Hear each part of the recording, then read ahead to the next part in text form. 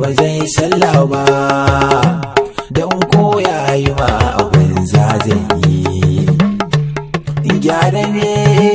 Gyararre ne haka ɓacacce ba ɓacacce ne.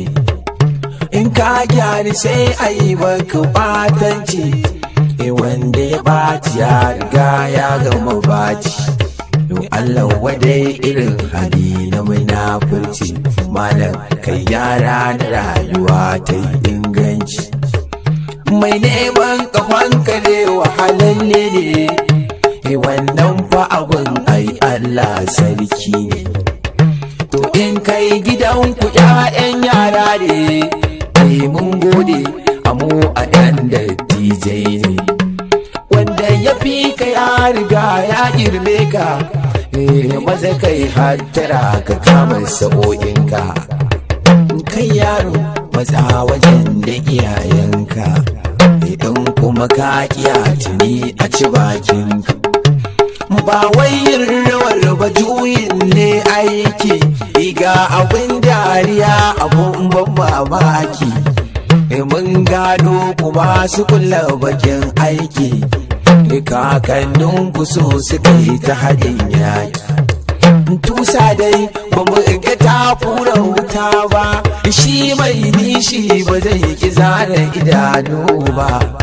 Kai mai hasada ka dora ka dai duba, Allah ne ya bani ba wani banza.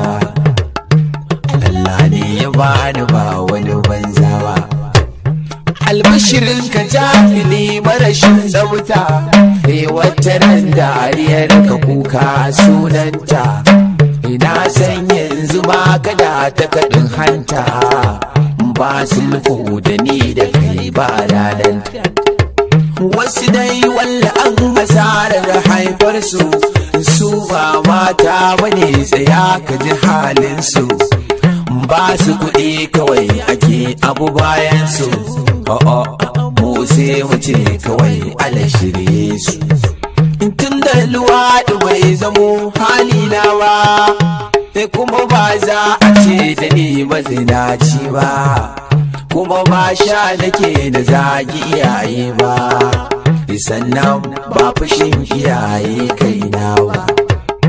In an zo wato na girma ne, to amma waɗansu sun sha bamban ne.